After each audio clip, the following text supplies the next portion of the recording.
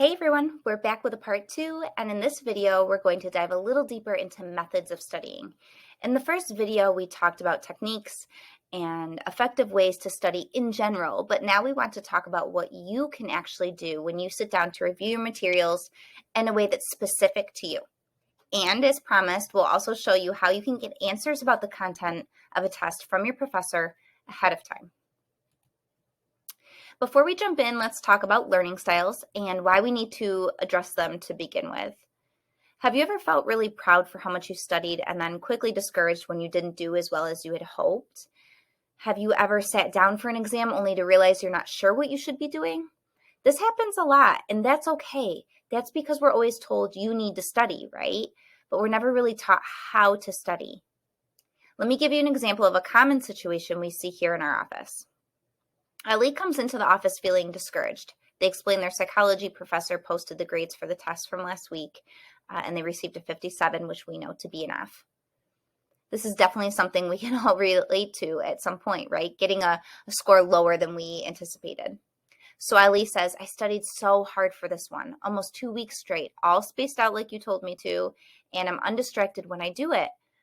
I went to tutoring, and I even went to office hours. So I ask, how did you study for this? And Ali responds, I read my notes and I reread all the chapters. I took notes on what I thought would be on the test and I wrote them and I reread them and I reread them. Now, at a glance, it sounds like Ali did everything they were supposed to, right? They studied undistracted for multiple sessions and engaged with the material, all things suggested by our office, right? Well, this may come as a surprise, but Ali didn't quite do everything they were supposed to.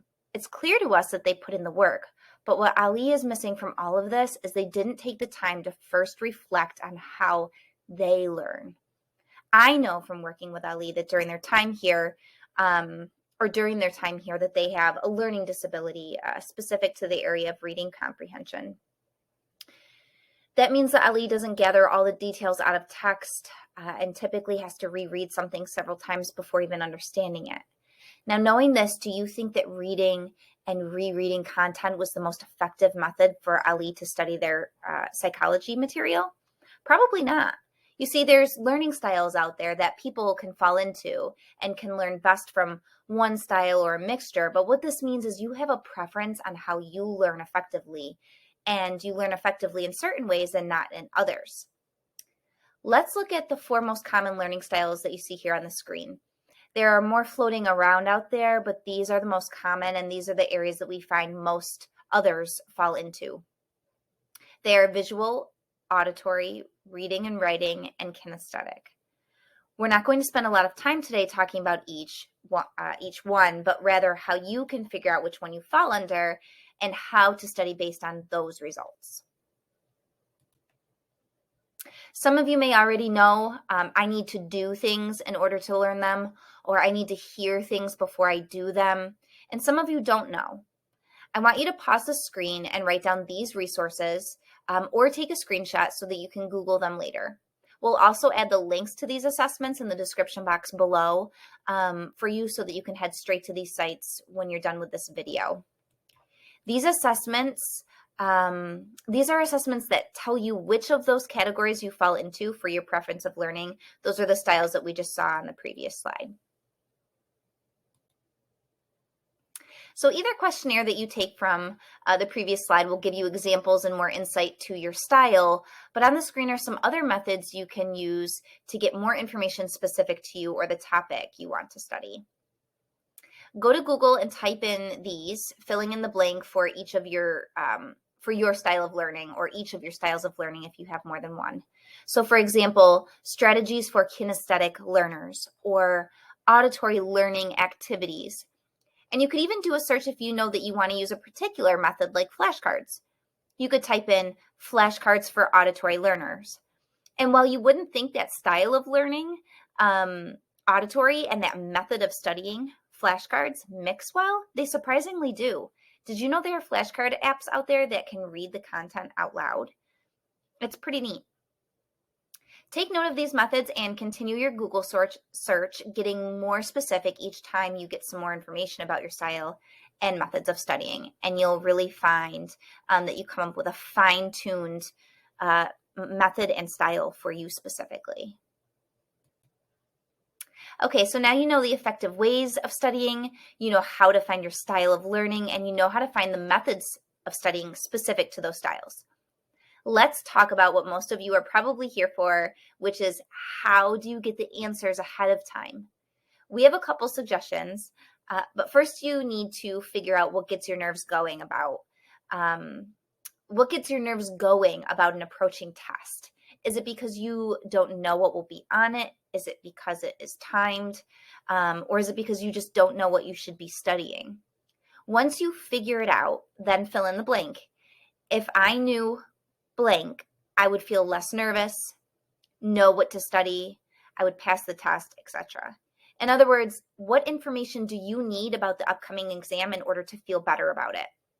And what comes next is so simple, yet so many students don't think to do it. Ask your professor. That's it. Just ask. We're going to share 2 favorite ways to get answers here. The first is to email. Use your reflection from the previous slide and put it out there. For instance, if your reflection showed that you are nervous simply because you don't know what to study, say something like, "Hi, Professor so-and-so. I know the upcoming test is on chapter 2, but I'm finding it really hard to study so broadly since it's a big chapter. Are you able to share if this test will have a lot of fill in the blank, vocabulary, theories, dates, names, etc.? We've also seen students commonly ask about the format. So is it multiple choice, fill in the blank, essay, and have success with both calming their nerves and insight as to what they're walking into on test day. If you're specific in what you ask, meaning you can't just simply say what's on the test, then you're almost guaranteed to get some answers or direction from your professor.